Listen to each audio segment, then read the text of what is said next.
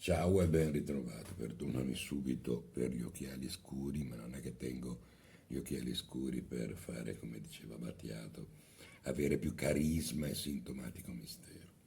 È che non ci vedo un accidente e senza occhiali, quindi sarei perduto. E poi sono scuri perché essendo io molto ricco, mi sono potuto permettere le lenti fotocromatiche. Tu dirai sì, fotocromatiche, ma sei in casa? Sì, sono in casa, ma davanti alla finestra. Ovviamente è uno scherzo che sono ricco, ma che non ci vedo, è la realtà. Allora, dopo questo preambolo, che di la verità non te l'aspettavi, di avere questa spiegazione che tra l'altro ti ha cambiato la vita, sapere che non ci vedo, è il motivo per cui porto gli occhiali scuri così. Deve avere sicuramente a qualcuno di voi, lo so, perché lo so, deve aver davvero onestamente cambiato la vita. Dopo questo dicevo piccolo preambolo, ti ricordo lo scopo del canale che è quello di condividere quello che ho imparato, quello che mi hanno insegnato, quello che ho capito e soprattutto quello che ho vissuto all'interno dell'insegnamento del Buddha, perché l'insegnamento del Buddha è davvero tutto bello. Se tu ti avvicini all'insegnamento del Buddha e già sei una persona fortunata. E poi diventa bello, ancora più bello, se magari hai la fortuna di incontrare qualcheduno che riesce a spiegartelo un po' in termini un po' più semplici, perché sai, io sono nata a Genova, il buddismo in India, non è che siamo proprio vicini di casa, di conseguenza cercare sempre di ridurre a quello che siamo, ridurre magari probabilmente non è la definizione giusta, però tradurre in un linguaggio più semplice, più attuale se vogliamo determinati concetti e può davvero aiutarti a capire che è davvero una grande fortuna aver incontrato l'insegnamento del Buddha. Poi noi abbiamo incontrato anche il Sutra del Loto, che il Sutra del Loto cos'è? Proprio è il riassunto, pensa che il Sutra del Loto il Buddha l'ha diciamo proclamato, l'ha raccontato proprio quasi alla fine della sua vita, il penultimo suo insegnamento, l'ultimo è quello del Nirvana appunto. Quindi condensa un po' tutto quello che ha detto e tutto quello che ha fatto. Poi siamo discepoli di Nichiren. Nichiren anche lì che cosa ha fatto? Nichiren aveva una grande compassione. Prima di tutto una grande pazienza e poi aveva anche una grande compassione perché? Perché ha cercato di dare in mano a tutti noi che siamo povera gente, perché siamo povera gente, tu potrai avere anche i soldi, ma in realtà siamo tutti povera gente perché apparteniamo alla razza umana e questa è l'epoca di Mappo, non so se biascichi un po' questo tipo di definizione, è l'epoca in cui non ci sono molti valori, le cose non vanno troppo bene, gli esseri umani, noi esseri umani, non siamo troppo delle belle persone.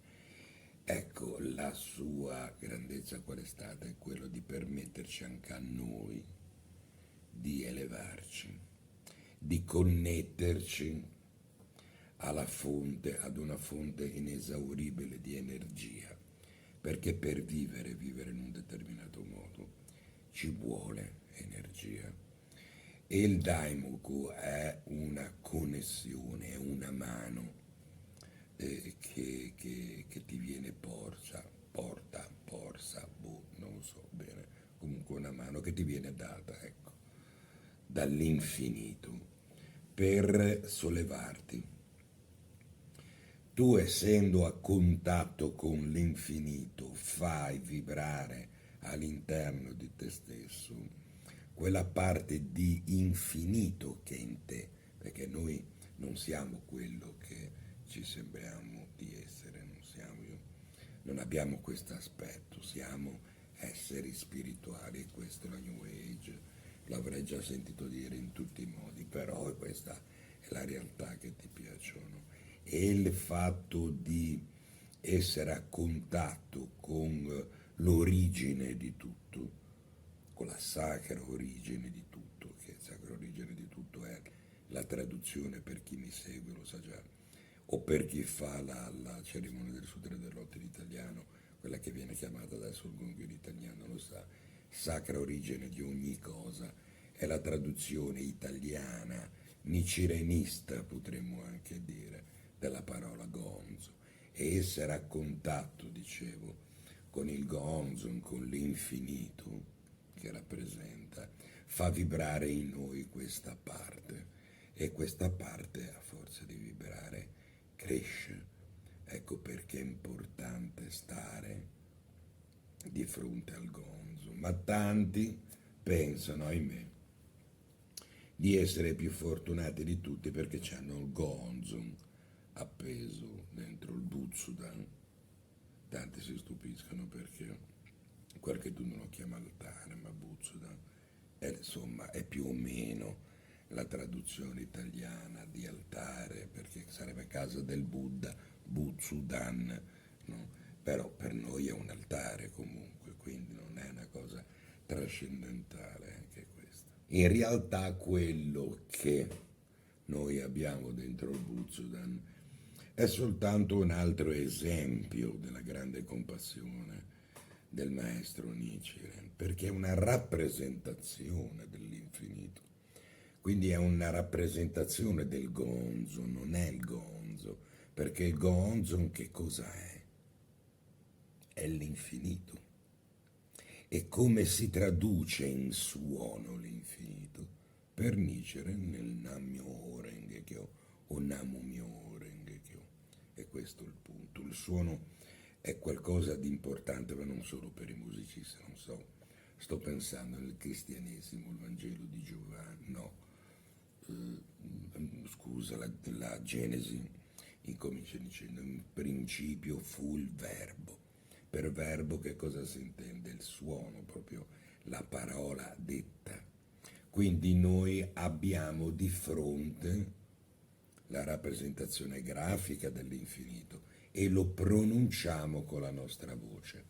Queste due cose si fondano assieme e fanno sì che quella parte, dicevo, di infinito che c'è in noi vibri e venga fuori, e finalmente il nostro piccolo ego, quello che ci crediamo, persone ordinarie, viene trasceso da che cosa? Da questa personalità qua infinita, da questa parte qua, da questa cellula consustanziale all'assoluto, ecco, non so se ho reso l'idea, tanto ho sciolinato un po' di italiano, pochissimo, ma ogni tanto mi viene qualche parola. Il punto è che tutto è il gonzo, che la parte fondamentale ce l'hanno già tutti, perché la parte fondamentale è qui la grandezza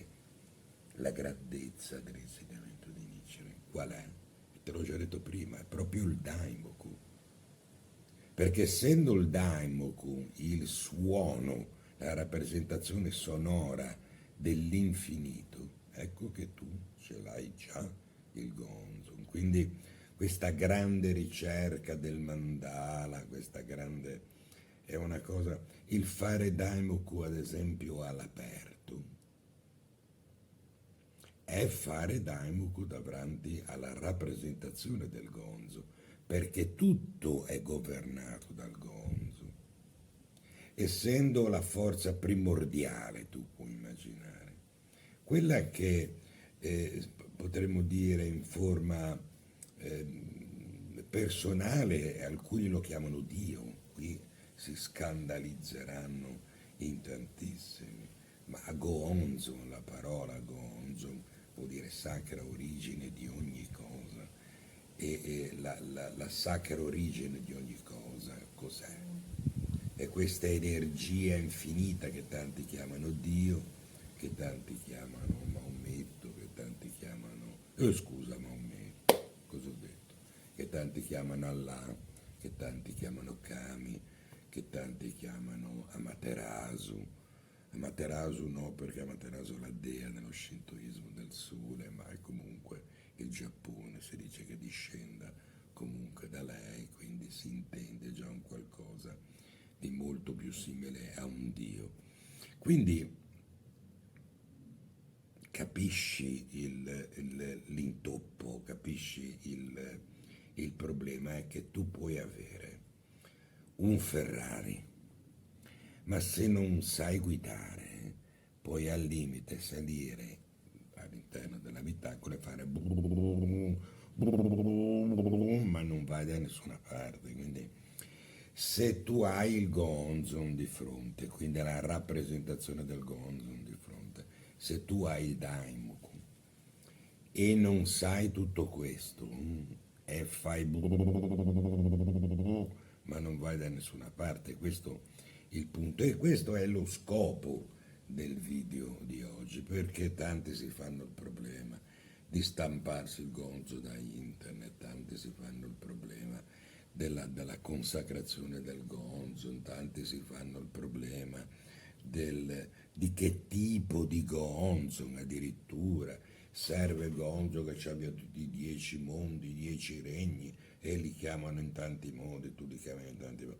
In realtà è una grandissima bugia, è un grandissimo inganno tutto questo, perché Nichiren era giapponese, quindi ha cercato di descrivere nel 1200 come avrebbe potuto, non è vissuto, non è tuo contemporaneo che avrebbe mezzi diversi per farlo, è vissuto a quel tempo e per descrivere l'infinito lui l'ha descritto con caratteri, con i caratteri che conosceva perché lui scriveva così, cioè, quindi non è importante come lui l'abbia fatto, non è importante nemmeno lo stile, assolutamente è importante che tu sappia che tu sai che dentro di te c'è una parte di infinito.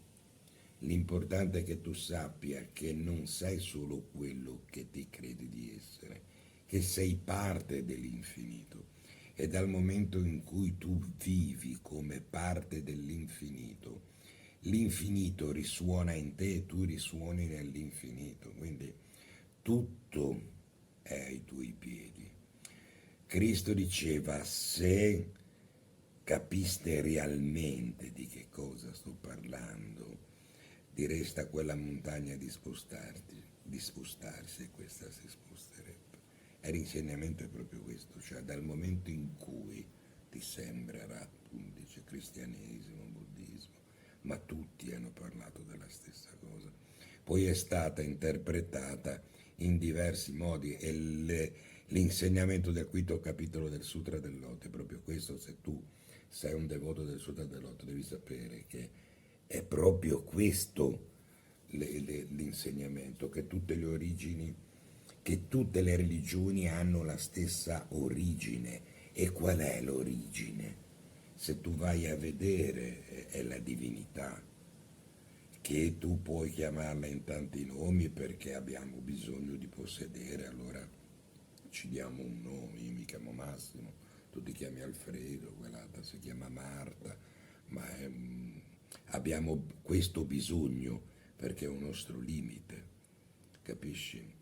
Il punto è comprendere che tutto ha la stessa origine, quindi non credere più nelle divisioni, non credere più negli scompartimenti, no? Non lo sappiamo. Il mondo è fatto a scompartimenti.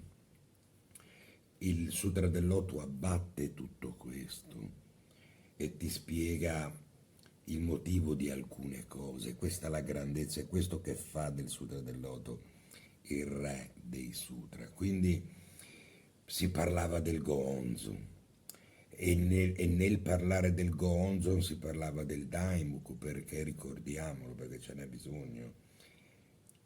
il daimoku è già il gonzo, perché è la rappresentazione sonora del gonzo. Di conseguenza basta ricercare il gonzo, Nichiren diceva fuori di te, perché credere che tu sia indispensabile che tu abbia il mandala, la rappresentazione, e cercare il gonzo fuori di te. Tu devi capire che dentro di te c'è l'infinito, che tu sei parte dell'infinito. Ecco l'insegnamento che ti dicevo prima che intendeva Cristo, perché tu sei quella persona che ha la capacità di dire a una montagna sposta e questa si sposta, ma solo se tu riesci a capire la tua vera identità. Ecco la fusione del Daimoku verso il Gonzon. Ecco la grandezza dell'insegnamento di Nichiren. È quello di darti in mano e di dare in mano a tutti. E insomma, siamo nel 2023, pensa a quante persone da quando l'ha proclamato ad adesso ha dato in mano la possibilità di elevarsi, di attingere all'infinito. Ecco perché Nietzsche, ecco che cosa intende. Le preghiere del Sutra del Loto avranno sempre risposta. No? Tanti hanno dato la spiegazione così prosaica che se chiedi per una casa nuova avrai la casa nuova, che se chiedi per questo, ma questo è proprio, ma è proprio il minimo, hai capito? È la cosa, cioè, l'intento di Nichiren non era chiedere una nuova capanna, non era chiedere una stufa a pelle tassado o chiedere una barca per scappare da Izu, no? Era quello di dare l'infinito, di andare al di là, di dare a tutte le persone, di elevarsi e così facendo di elevarsi da quella condizione in cui il Giappone stava vivendo.